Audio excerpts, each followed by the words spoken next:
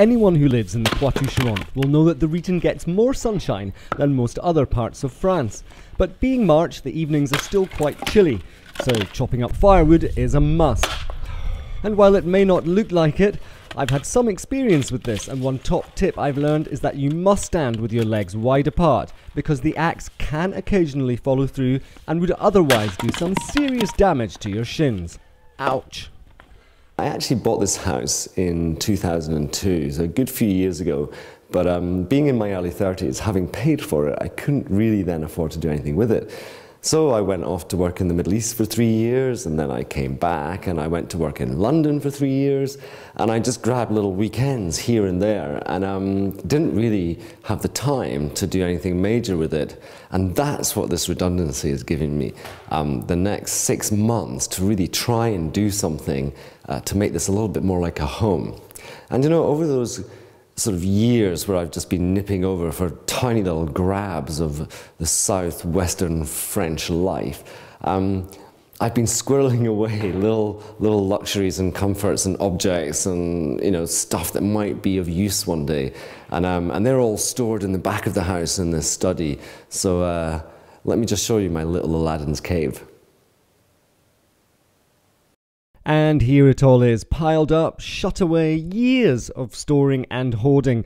There's everything from kettles to bath towels, TVs to toasters, sofas and tables. Let's not forget my rather unimpressive wine collection. I know. There are books, lamps, juicers, kitchen utensils. I've even got a home cinema system in here somewhere. And ooh, Scrabble, that'll come in handy. After a lot of heavy lifting and a glass or two of wine, I single-handedly get everything set up, albeit temporarily. There's not a single room in the house that's been decorated yet, but I've decided it's important to have the living room functioning while I get started on the bedrooms and the kitchen. And this is how the kitchen looks now. Over the next few months, I hope to transform this into a modern luxury space. And I just can't wait to rip out those horrible units. It was a late night, so after a bit of a lie-in, time for breakfast. A fried egg to start the day, on a croissant of course, and all washed down with some hot water and lovely fresh lemon juice. Just the ticket to keep me going before I head off in search of some builders.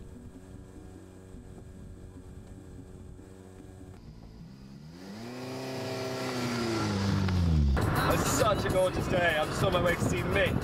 It's a friend of mine who lives out here, to see if I can get some numbers from plumbers and electricians and other artisans.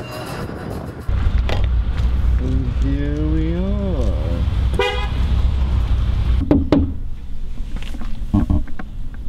Hello, how are you? Hello, I'm good, thank you. Nice to see you. And you, good evening. Lovely day. It's gorgeous, isn't it? I was wondering, do you have those numbers for those people that... Oh yes, I can get, I've got Ruiz. Great. I love this house. It's stylish, cheeky and fun, with carefully chosen pieces of luxury like that sofa. And Mitch's art director husband even made this fab log burner out of an old diving bell. If you've got time for a cup of tea or coffee, that'd be great, yeah. And tiles. Mark, all rounder. Oh, this is great. With a list of building contacts from Mitch firmly in my back pocket, we chill out in the warm March sunshine with a cup of tea. It's my cat Elvis.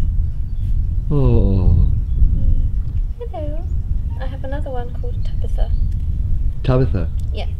They're wild. They're not house cats. We're allergic to them. Join me next time as the building work finally gets started, although you may not agree with what gets done first.